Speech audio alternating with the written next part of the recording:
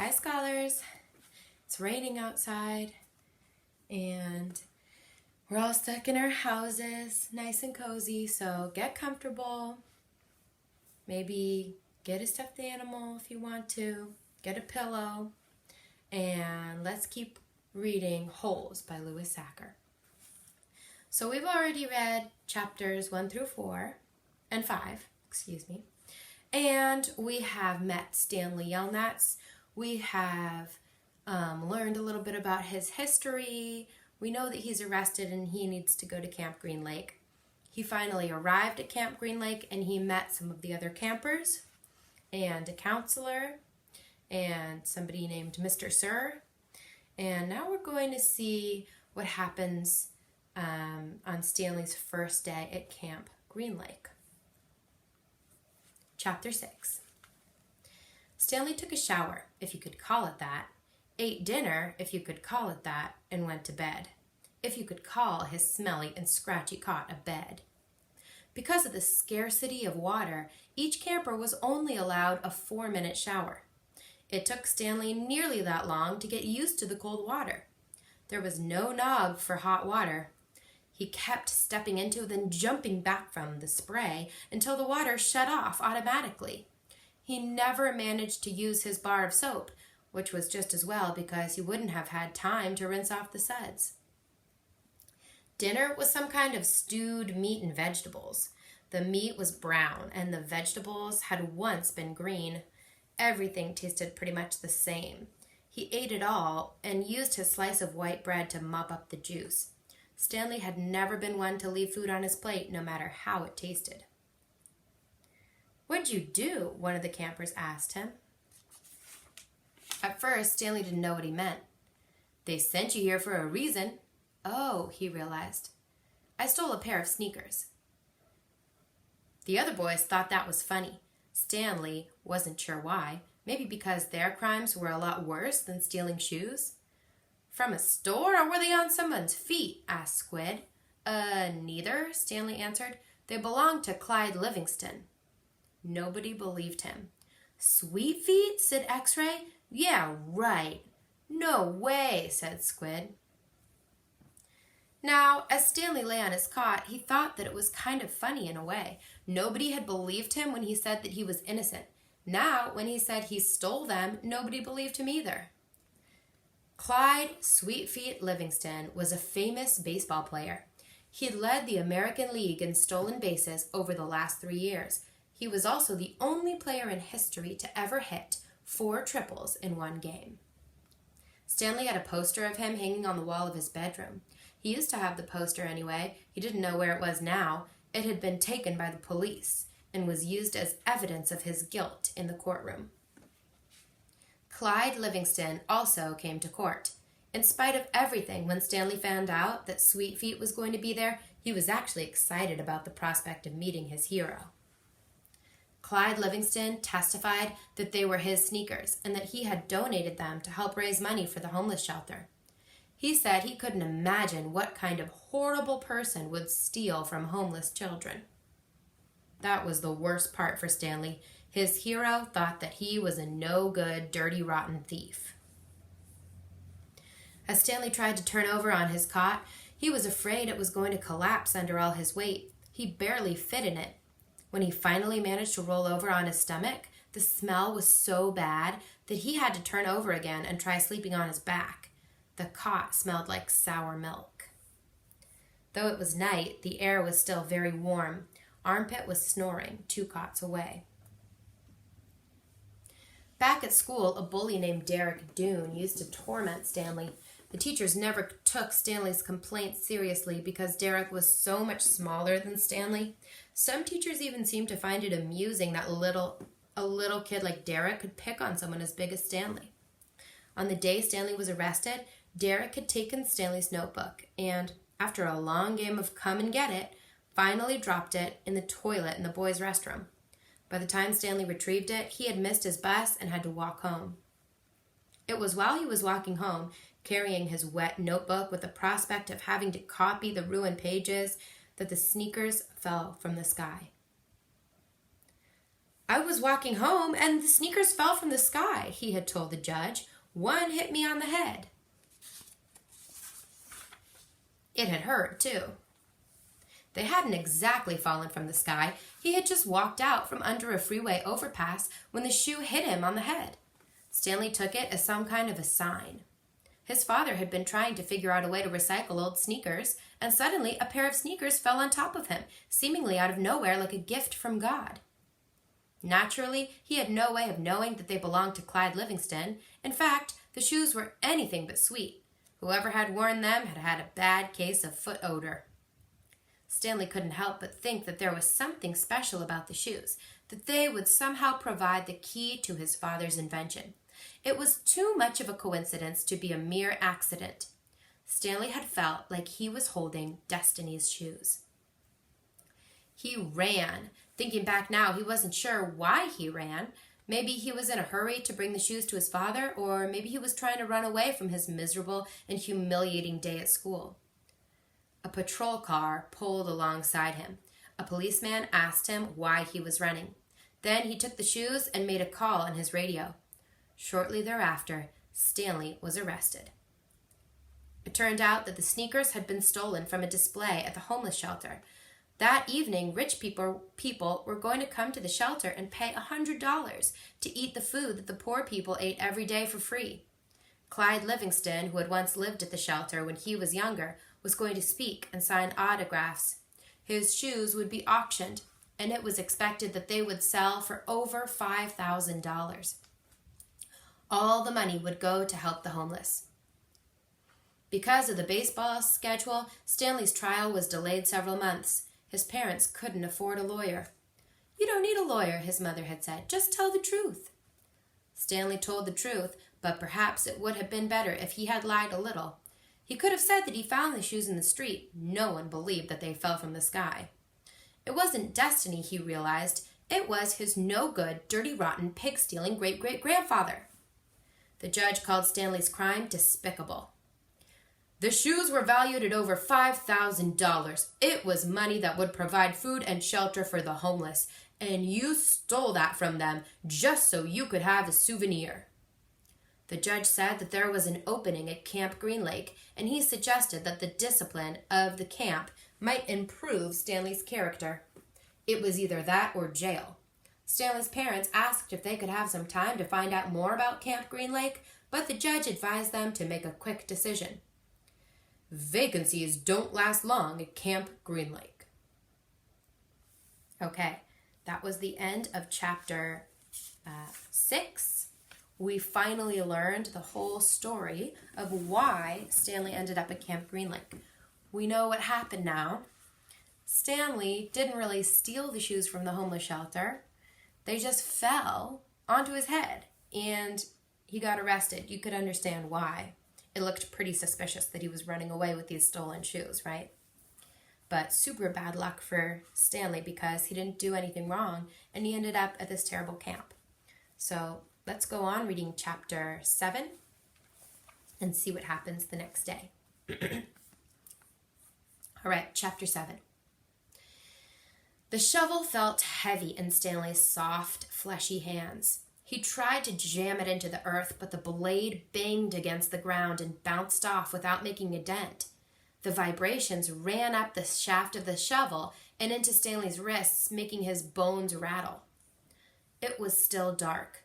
The only light came from the moon and the stars, more stars than Stanley had ever seen before. It seemed that he had only just gotten to sleep when Mr. Pendanski came in and woke everyone up. Using all his might, he brought the shovel back down onto the dry lake bed. The force stung his hands, but made no impression on the earth. He wondered if he had a defective shovel. That means a broken shovel.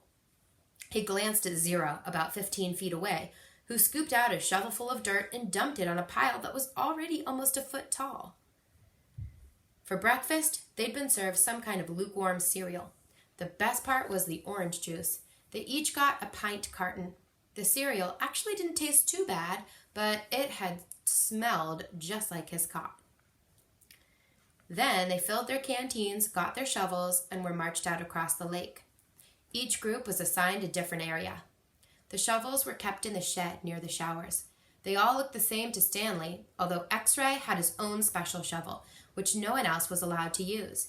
X-Ray claimed it was shorter than the others, but if it was only by a fraction of an inch. The shovels were 5 feet long, from the tip of the steel blade to the end of the wooden shaft. Stanley's hole would have to be as deep as his shovel, and he'd have to be able to lay the shovel flat across the bottom in any direction. That was why X-Ray wanted the shortest shovel. The lake was so full of holes and mounds that it reminded Stanley of pictures he'd seen of the moon.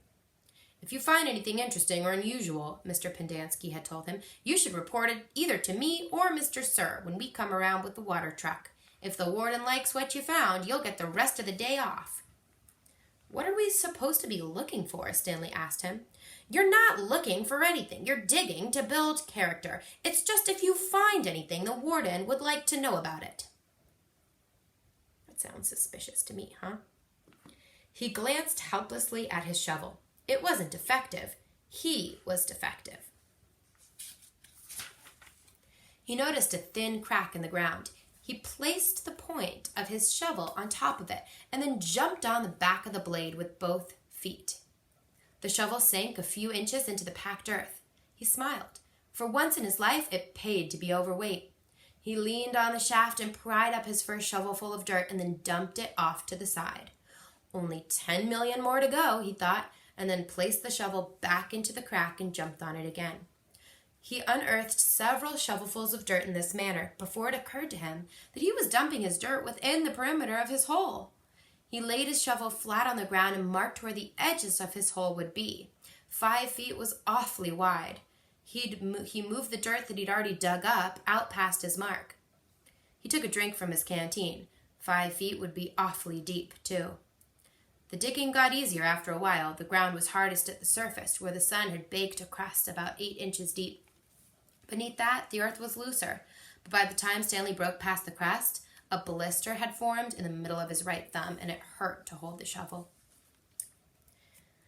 Stanley's great-great-grandfather was named Elya Yelnats. He was born in Latvia. That's a country in Europe. When he was 15 years old, he fell in love with Myra Menke. He didn't know he was Stanley's great-great-grandfather. Myra Menke was 14. She would turn 15 in 2 months, at which time her father had decided that she should be married. Pretty young to get married, huh? Elya went to her father to ask for her hand, but so did Igor Barkov, the pig farmer. Igor was 57 years old. He had a red nose and fat, puffy cheeks. "I will trade you my fattest pig for your daughter," Igor offered. "And what have you got?" Myra's father asked Elya. "A heart full of love," said Elya. "I'd rather have a fat pig," said Myra's father. Desperate, Elya went to see Madame Zeroni, an old Egyptian woman who lived on the edge of town. He had become friends with her, though she was quite a bit older than him. She was even older than Igor Barkov. The other boys of his village liked to mud wrestle. Elya preferred visiting Madame Zeroni and listening to her many stories. Madame Zeroni had dark skin and a very wide mouth. When she looked at you, her eyes seemed to expand, and you felt like she was looking right through you. "Elya, what's wrong?" she asked, before he even told her he was upset. She was sitting in a homemade wheelchair. She had no left foot. Her leg stopped at her ankle. "I'm in love with Myra Menke," Elya confessed. "But Igor Barkov has offered to trade his fattest pig for her. I can't compete with that." "Good," said Madame Zeroni. "You're too young to get married. You've got your whole life ahead of you." "But I love Myra." "Myra's head is empty as a flower pot." "But she's beautiful." "So is a flower pot. Can she push a plow? Can she milk a goat? No, she is too delicate. Can she have an intelligent conversation? No, she is silly and foolish. Will she take care of you when you're sick? No, she is spoiled and will only want you to take care of her. So she is beautiful, so what? Patooey!" Madame Zeroni spat into the dirt. She told Elya that he should go to America. "Like my son, that's where your future lies, not with Myra Menke." But Elya would hear none of that. He was 15, and although all he could see was Myra's shallow beauty. Madame Zeroni hated to see Elia so forlorn. Against her better judgment, she agreed to help him. "It just so happens my sow gave birth to a litter of piglets yesterday," she said. "There is one little runt whom she won't suckle. You may have him. He would die anyway." Madame Zeroni led Elia around the back of her house where she kept her little pigs. Elia took the tiny piglet, but he didn't see what good it would do him. It wasn't much bigger than a rat. "He'll grow," Madame Zeroni assured him. "Do you see that mountain on the edge of the forest?" "Yes," said Elia. "On the top of the mountain there is a stream where the water runs uphill. You must carry the piglet every day to the top of the mountain and let it drink from the stream. As it drinks, you are to sing to him." She taught Elia a special song to sing to the pig. "On the day of Myra's 15th birthday, you should carry the pig up to the mountain for the last time. Then take it directly to Myra's father. It will be fatter than any of Igor's pigs." "If it is that big and fat," asked Elia, "how will I be able to carry it up the mountain?" "The piglet is not too heavy for you now, is it?" asked Madame Zeroni. "Of course not," said Elia. "Do you think it will be too heavy for you tomorrow?" "No.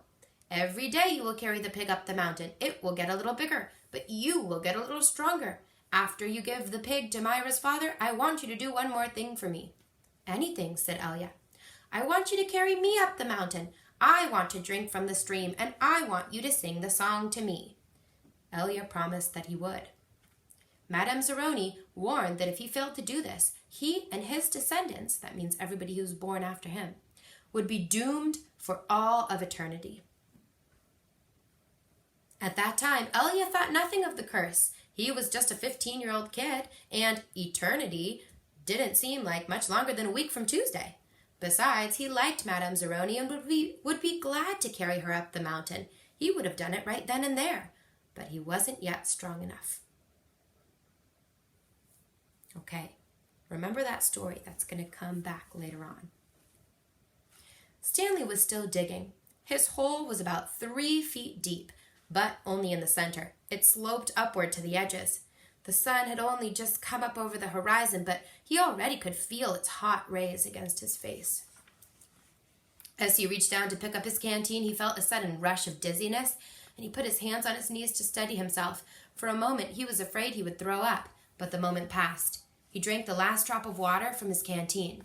He had blisters on every one of his fingers and one in the center of each palm. Everyone else's hole was a lot deeper than his. He couldn't actually see their holes, but he could tell by the size of their dirt piles. He saw a cloud of dust moving across the wasteland and noticed that the other boys had stopped digging and were watching it too. The dirt cloud moved closer, and he could see that it trailed behind a red pickup truck. The truck stopped near where they were digging, and the boys lined up behind it. X-ray in front, 0 at the rear. Stanley got in line behind 0. Mr. Sir filled each of their canteens from a tank of water in the bed of the pickup. As he took Stanley's canteen from him, he said, "This isn't the Girl Scouts, is it?" Stanley raised and lowered one shoulder. Mr. Sir followed Stanley back to his hole to see how he was doing. "You better get with it," he said, "or else you're going to be digging in the hottest part of the day." He popped some sunflower seeds into his mouth, deftly removed the shells with his teeth, and spat them into Stanley's hole. Every day, Elia carried the little piglet up the mountain and sang to it as it drank from the stream. Ooh, pay attention. Now we're talking about Stanley's great-great-grandfather. Okay, we've switched times, so I'm going to start that part again. Every day, Elia carried the little piglet up the mountain and sang to it as it drank from the stream. As the pig grew fatter, Elia grew stronger.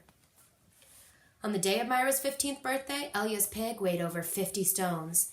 Madame Zeroni had told him to carry the pig up the mountain on that day as well, but Elia didn't want to present himself to Myra smelling like a pig. Instead, he took a bath. It was his second bath in less than a week. Then he led the pig to Myra's. Igor Barkov was there with his pig as well. "These are 2 of the finest pigs I've ever seen," Myra's father declared. He was also impressed with Elia, who seemed to have grown bigger and stronger in the last 2 months. "I used to think you were a good-for-nothing book reader," he said, "but I see now you could be an excellent mud wrestler." "May I marry your daughter?" Elia boldly asked. "First, I must weigh the pigs." Alas, poor Elya should have carried his pig up the mountain one last time. The two pigs weighed exactly the same. Okay, back to Stanley. Stanley's blisters had ripped open and new blisters formed. He kept changing his grip on the shovel to try to avoid the pain. Finally, he removed his cap and held it between the shaft of his shovel and his raw hands. This helped, but digging was harder because the cap would slip and slide. The sun beat down on his unprotected head and neck. Though he tried to convince himself otherwise, he'd been aware for a while that his piles of dirt were too close to his hole. The piles were outside his 5-foot circle, but he could see he was going to run out of room. Still, he pretended otherwise, and kept adding more dirt to the piles that he would eventually have to move. The problem was that when the dirt was in the ground, it was compacted. It expanded when it was evacuated. That means taken out of the ground. The piles were a lot bigger than his hole was deep. It was either now or later. Reluctantly, he climbed up out of his hole and once again dug his shovel into his previously dug dirt. Okay, back to Elna, the great-great-grandfather of Stanley. Myra's father got down on his hands and knees and closely examined each pig, tail to snout. "These are two of the finest pigs I have ever seen," he said, at last. "How am I to decide? I have only one daughter." "Why not let Myra decide?" suggested Elya. "That's preposterous!" exclaimed Igor, expelling saliva as he spoke. "Myra is just an empty-headed girl," said her father. "How could she possibly decide when I, her father, can't?" "She knows how she feels in her heart," said Elya. Myra's father rubbed his chin. Then he laughed and said, "Why not?" He slapped Elya on the back. "It doesn't matter to me. A pig is a pig." He summoned his daughter. Elya blushed when Myra entered the room. "Good afternoon, Myra," he said. She looked at him. "You're Elya, right?" she asked. "Myra," said her father, "Elya and Igor have each offered a pig for your hand in marriage. It doesn't matter to me. A pig is a pig, so I will let you make the choice. Whom do you wish to marry?" Myra looked confused. "You want me to decide?" "That's right, my blossom," said her father. "Gee, I don't know," said Myra. "Which pig weighs more?" "They both weigh the same," said her father. "Golly," said Myra, I guess I choose Elya. No, Igor. No, Elya. No, Igor. Oh, I don't know. I'll think of a number between 1 and 10, and I'll marry whoever guesses the closest number. Okay, I'm ready." 10, guessed Igor. Elya said nothing. "Elya," said Myra, "what number do you guess?" Elya didn't pick a number. "Marry Igor," he muttered. "You can keep my pig as a wedding present." Can you believe that? Myra couldn't choose between a 57-year-old man and Elya. Okay, back to Stanley. The next time the water truck came, it was driven by Mr. Pendanski, who also brought sack lunches. Stanley sat with his back against a pile of dirt and ate. He had a bologna sandwich, potato chips, and a large chocolate chip cookie. "How you doing?" asked Magnet. "Not real good," said Stanley. "Well, the first hole's the hardest," Magnet said. Stanley took a long, deep breath. He couldn't afford to dawdle. He was way behind the others, and the sun just kept getting hotter. It wasn't even noon yet, but he didn't know if he had the strength to stand up. He thought about quitting. He wondered what they would do to him. What could they do to him? His clothes were soaked with sweat. In school, he had learned that sweating was good for you. It was nature's way of keeping you cool. So why was he so hot? Using his shovel for support, he managed to get to his feet. "Where are we supposed to go to the bathroom?" he asked Magnet. Magnet gestured with his arms to the great expanse around them. "Pick a hole, any hole," he said. Stanley staggered across the lake, almost falling over a dirt pile. Behind him, he heard Magnet say, "But first make sure nothing's living in it." After leaving back to Elya, the great-great-grandfather. After leaving Myra's house, Elya wandered aimlessly through the town until he found himself down by the wharf. He sat on the edge of a pier and stared down into the cold black water. He could not understand how Myra had trouble deciding between him and Igor. He thought that she loved him. Even if she didn't love him, couldn't she see what a foul person Igor was? It was like Madame Zeroni had said. Her head was as empty as a flower pot. Some men were gathering on another dock, and when he went to see what was going on, a sign read, Deckhands wanted free passage to America. He had no sailing experience, but the ship's captain signed him aboard. The captain could see that Elia was a man of great strength. Not everybody could carry a full-grown pig up the side of a mountain. It wasn't until the ship had cleared the harbor and was heading out across the Atlantic that he suddenly remembered his promise to carry Madame Zeroni up the mountain. He felt terrible. He wasn't afraid of the curse. He thought that was a lot of nonsense. He felt bad because he knew Madame Zeroni had wanted to drink from the stream before she died. Okay, back to Stanley.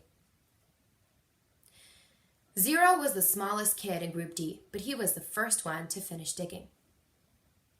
"You're finished?" Stanley asked enviously. Zero said nothing. Stanley walked to Zero's hole and watched him measure it with his shovel. The top of his hole was a perfect circle, and the sides were smooth and steep. Not one dirt clod more than necessary had been removed from the earth.